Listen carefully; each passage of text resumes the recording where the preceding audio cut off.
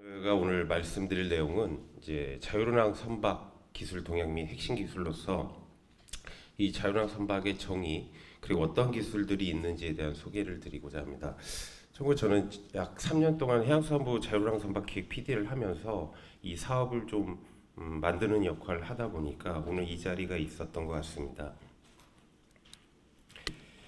그래서 먼저 정부에서 생각하는 스마트 해상물류에 대해서 말씀을 드리면, 보시는 것처럼 선박과 항만, 인프라들을 연계를 시켜서 실질적인 해상물류 체계를 구현해보자 하는 게 스마트 해상물류 개념으로서요. 항만과 항만 배후지 간의 운송들을 스마트하게 하는데, 이를 위해서는 결국은 자동화, 지능화 기술이 필요하다라고 보시는 게 맞을 것 같습니다. 그래서 보시는 것처럼 선박과 통신 그리고 항만을 연계를 해서 실질적인 해상 물류 체계를 좀 스마트하게 구현하는 게 이 사업의 큰 목표로서 구현되고 있다라고 보시면 될 것 같고요. 일단 자율운항 선박에 대한 정의를 좀 정확히 해야 될 필요가 있을 것 같습니다. 사회적으로 스마트쉽, 자율운항 선박, 자율운항 선박을 무인 선박 이렇게 이해하시는 분들도 있는데, 일단은 이게 이제 공식적인 정의는 아니지만 저희가 한 3년 동안 준비하면서 자체적으로 이렇게 주장했던 정의는 다음과 같습니다.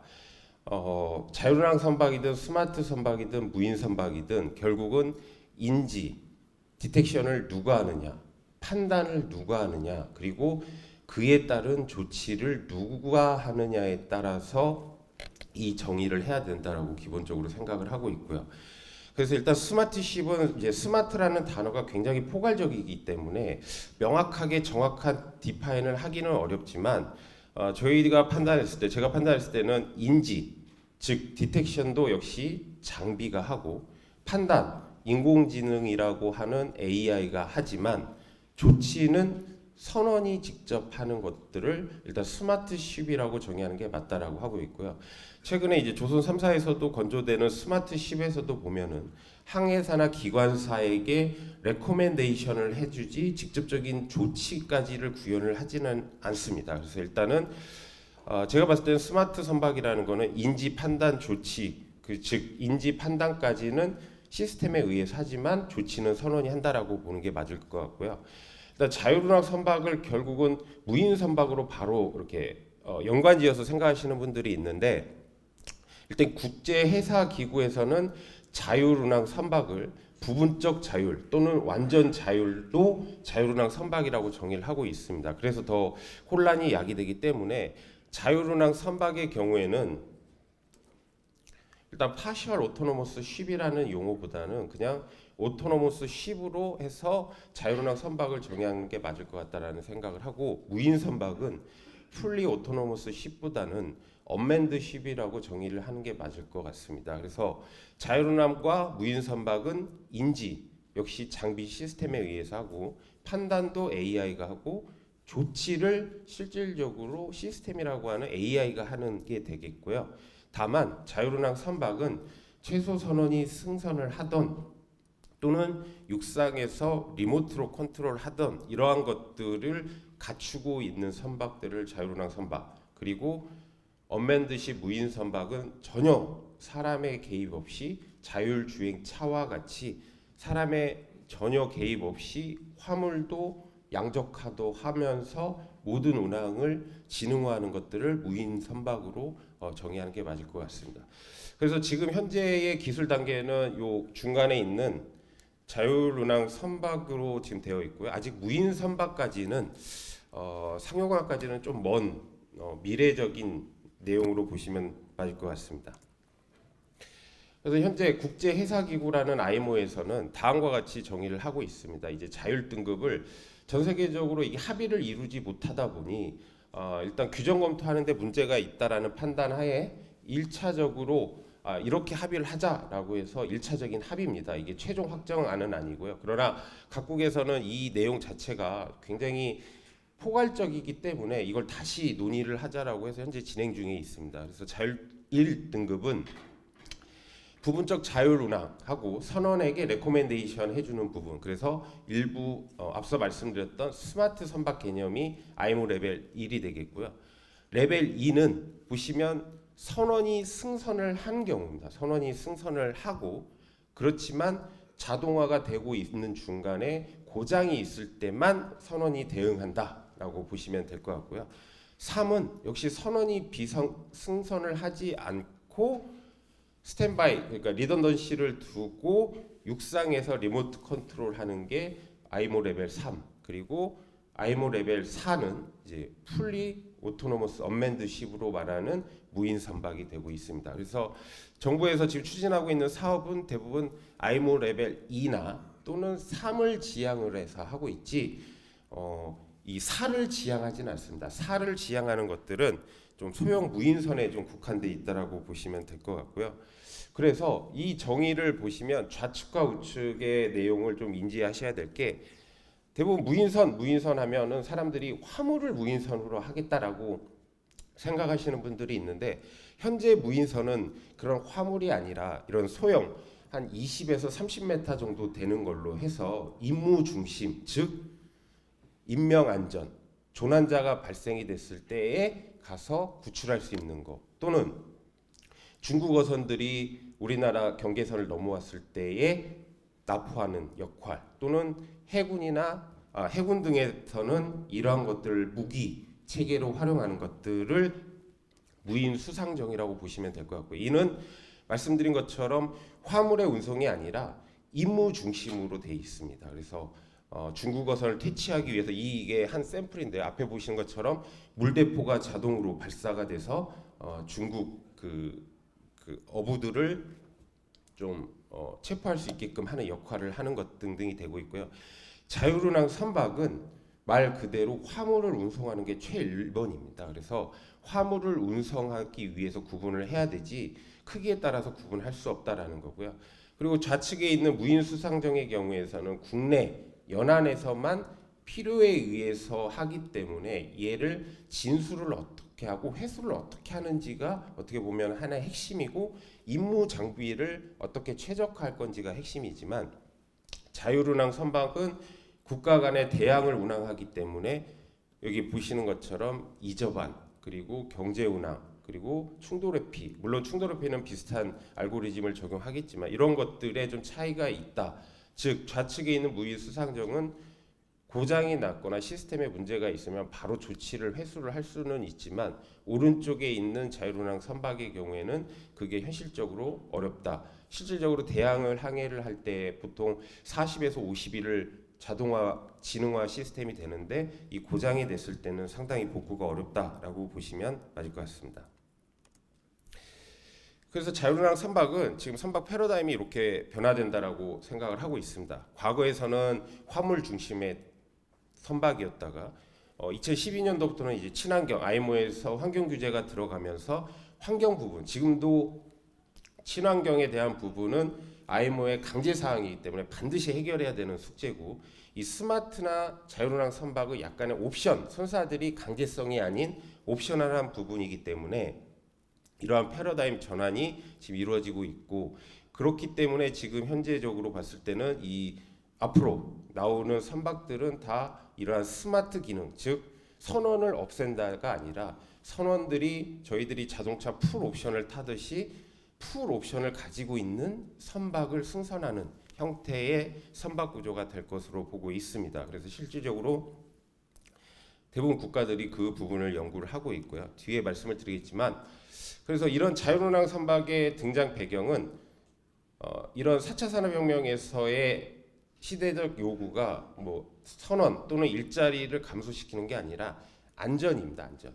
결국은 사람이 실수하던 것들을 시스템화하면서 안전을 확보하겠다라는 게 기본적으로 자유운항 선박의 등장 배경으로 보시면 될 것 같고요. 그와 더불어서 운영이나 화물 운송을 효율적으로 함으로써 생산성을 높이고 결국은 오펙스를 줄이는 역할을 하겠다라고 보시면 될 것 같습니다. 그래서 자유운항 선박이기 때문에 경제적인 엄청난 파급력을 기대보다는 해상에서의 사고를 줄이겠다라는 취지가 자유운항 선박 등장의 배경으로 보시면 될 것 같고요.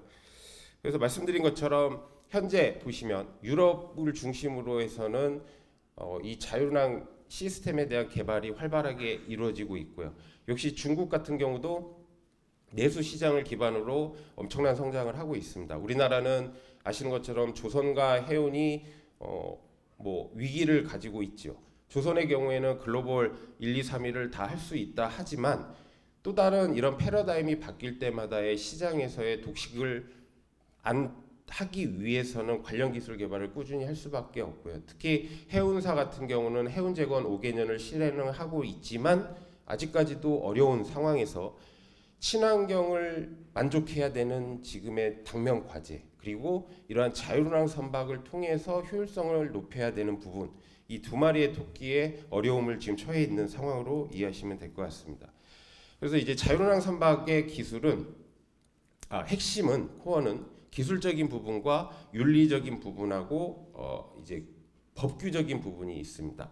아시는 것처럼 자율주행차 테슬라에서도 사고가 났을 때에 그 책임 소재 등이 이제 밑에 있는 부분이 되겠고요. 그래서 기술적인 거는 자율항해, 여기 계신 분들이 다 이쪽 전문가가 아니시기 때문에 쉽게 말씀드리면 자동차 티맵 또는 카카오맵처럼 실시간으로 내가 하고자 하는 목적지의 루트를 자동으로 라우팅해주고 자율적으로 충돌 회피하면서 원하는 목적지까지 가는 오토노머스 내비게이션이라고 하는 자율항해를 반드시 해야 되겠고요.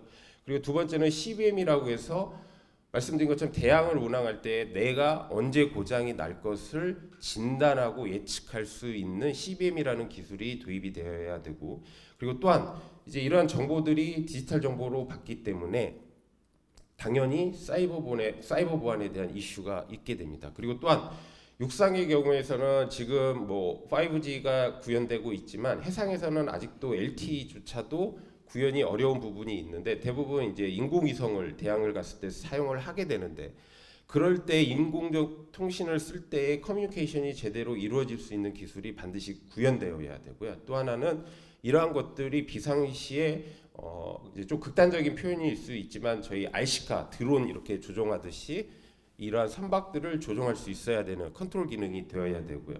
또 하나는 뭐 요즘 스마트 팩토리에서 구현하고 있는 디지털 트윈 개념도 역시 선박에서도 구현을 하려고 하고 있습니다. 또한 이러한 것들이 통합적으로 인테그레이션 돼서 데이터화되고 진흥화되는 게 기술적인 이슈라고 보시면 될 것 같습니다. 보시면 어느 하나 실질적으로 구현이 만만한 건 없습니다. 굉장히 어려운 도전적인 과제고요. 그리고 윤리적인 것도 만약에 이러한 지능화 시스템이 선박에 탑재돼서 운용 중에 사고가 발생이 됐을 때에 누가 책임을 질 거냐? 메이커가 책임을 질 거냐? 이 선박을 건조한 조선소가 책임을 지느냐? 이 선장이 책임을 지느냐 등등의 책임 부분이 있고요. 그리고 가장 어려운 부분이 이제 트롤리 딜레마라고 해서 선박이 운항 중에 피할 수 없는 상황이 됐을 때에 예를 들어서 왼쪽으로 방향을 바꾸면 유조선, 앞쪽은 여객선, 오른쪽은 여객선 해서 도저히 피할 수 없다라는 상황이 발생됐을 때에 선장의 경우에는 피해를 최소화하기 위해서 당연히 어선 쪽을 택하겠지만 이러한 시스템들이 이러한 상황이 봤을 때에 자동 버그가 돼서 해결을 할 수 없는 부분이 이러한 트롤리 딜레마가 있습니다. 그래서 이런 부분에 해결이 앞으로 좀 필요한 거고요.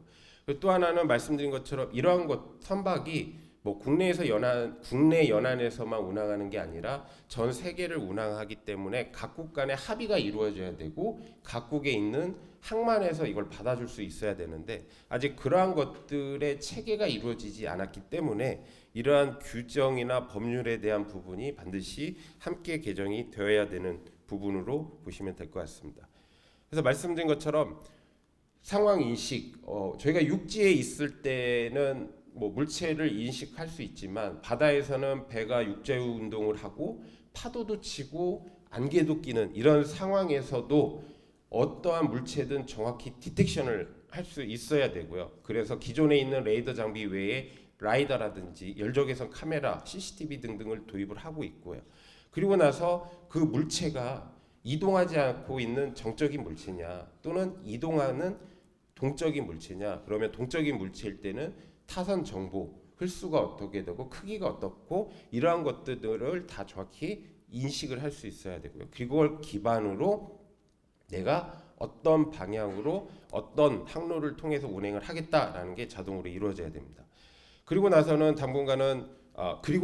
실질적으로 건전성 관리로 해서 아까 말씀드린 CBM 기술 등등을 통해서 나의 상태가 내 선박에 있는 엔진, 발전기, 보기, 펌프류, 뭐 회전기계 이런 것들의 건전성을 판단을 해서 언제 고장이 날 거기 때문에 다음 포트에 갔을 때는 스페어로 이걸 정비를 해야 된다라고 하는 기술들이 당연히 필요하겠고요. 이제 자기 치유 기술이라고는 했지만 실질적으로는 이제 메이커상에서는 엔진룸에 문제가 있을 때에 AR을 통해서 육상에서 지원해 준다든지 하는 부분들이 좀 현실적으로 도입되고 있다라고 보면 맞을 것 같습니다. 그리고 당분간은 이러한 자율운항 선박과 기존의 전통 선박들이 혼용돼서 운용되기 때문에 사고는 더 많이 날 수 있다. 리스크는 더 크기 때문에 이런 상호 간의 이 협력 체계가 좀 어려운 부분이 될 수 있다라고 보시면 될 것 같고요. 그래서 이러한 자율운항 선박을 결국은 설계하기 위해서는 주요 팩터를 보면은 결국은 좌측 상단에 있는 그림처럼 어코모데이션이 없어지고 선원의 역할이 없어질 때 화물량이 늘어나게 되면 이 선박에 대한 선형이라든지 전체적인 구조 개념이 바뀌게 되고요. 그리고 말씀드린 것처럼 우측에 있는 것처럼 외부에 있는 물체를 상황이 정확히 디텍션할 수 있는 기술이 반드시 도입되어야 되는 부분이고, 그리고 좌측 하단에 보시는 것처럼 지금은 타선박이 사고가 났을 때에 그 해역을 운항하는 선박에서 선원들이 조치를 함께 해주는데 이러한 것들이 이제 시스템이 어떻게 조치를 해줄 거냐 하는 부분이고요. 그리고 마지막에 말씀드린 것처럼 통신이 끊김이 없이 원활하게 이루어져야 되는 게 이 핵심적인 설계 기술입니다. 또한 이러한 장비들이 결국은 새로운 장비들이 배에 탑재되는 것들에 대해서 선사 입장에서 굉장히 선호하지는 않습니다. 그리고 그러한 시스템들이 굉장히 신뢰성이 높아야 되기 때문에 가격도 당연히 많이 오르게 되지만 이러한 장비들이 운항하는 동안에 문제가 없게끔 신뢰도를 확보해야 되는 거고, 마찬가지로 이 CBM이라고 하는 컨디션을 어디까지 확대할 거냐, 선박에 있는 전 구간 할 거냐 하는 부분이 설계적인 요소가 되겠고요. 그리고 밑에 있는 그림처럼 만약에 고장이 났을 때 얼마만큼 빨리 또는 고장이 됐을 때 바로 복구가 될 수 있는지가 하나의 핵심 기술이 될 수 있습니다. 그리고 이제 선내에 다양한 IoT 장비들이 들어갔을 때에 이런 것들을 어떻게 인테그레이션 할 수 있는지가 또 하나의 핵심 기술로 보시면 될 것 같고요. 보시면 이러한 선박들이 결국은 포트에서 받아주지 않으면 힘들기 때문에 결국은 포트, 스마트 항만이라는 것들이 필요하게 되고, 이러한 선박들을 육상에서 컨트롤할 수 있는 컨트롤 센터가 필요하게 되고요. 그리고 이런 저희 같은 상급에서도 이런 선박 검사를 원격으로 검사를 시행을 해주게 되고, 항만통제국 PSCO들도 기존에 이렇게 선박에 눈으로 검사하던 것들을 이제 데이터를 가지고 처리하는 이런 시스템으로 설계가 변형이 됩니다. 그래서 원격 제어라는 개념을 보시면 일반적인 자율운항 선박이 운항할 때는 육상에서 보시는 것처럼 단순하게 그냥 모니터링만 하는 수준이 되겠고요.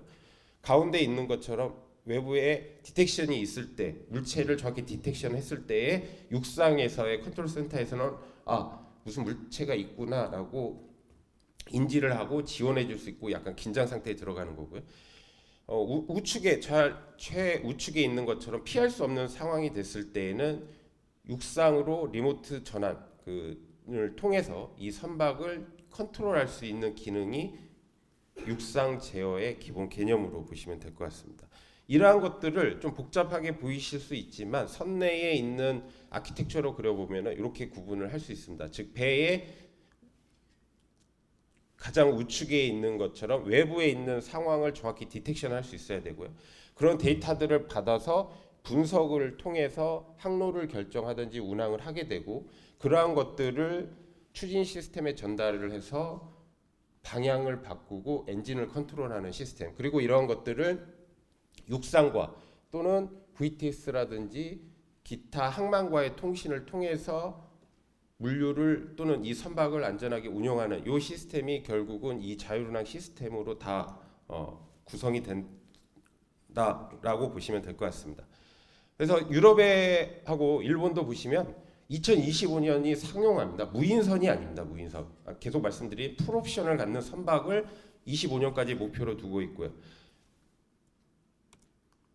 보시면 이게 이제 그 유럽에서 추진되는 프로젝트를 간략하게 정리하면 그렇습니다. 보시는 것처럼 리볼트, 야라라는 회사는 그 사료 만드는 회사인데 이 프로젝트로 인해서 전 세계에 모르는 데가 없을 정도 홍보 효과가 굉장히 큽니다. 보시는 것처럼 대부분이 굉장히 피더선 개념으로 100TU에서 한 200TU 미만의 작은 선박을 가지고 있고요. 그런 이유는 유럽의 경우에는 이런 시스템을 대부분 생산하는 메이커들이 주를 이루고 있기 때문에 이거에 대한 수요가 많은 거고요. 중국과 일본, 우리나라는 조선과 해운이 있기 때문에 주로 상선을 타겟팅을 하고 있습니다.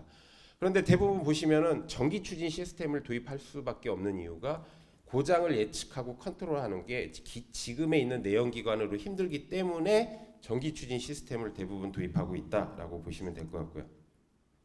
당연히 선사 입장에서도 다양한 연구를 진행을 하고 있고 선사의 생산성, 안전성을 높이기 위한 연구를 계속 진행을 하고 있습니다. 그리고 또한 우리나라 조선 3사에서도 자사에서 가지고 있는 선내 플랫폼을 개발을 했고 거기에 따른 어플리케이션으로 자율운항 기능 또는 경제운항 솔루션 그리고 컴플레인을 받아주는 솔루션 등등을 탑재를 해서 선내에 지금 서비스를 제공을 하고 있습니다. 네, 제가 오늘 발표할 내용은 여기까지고요.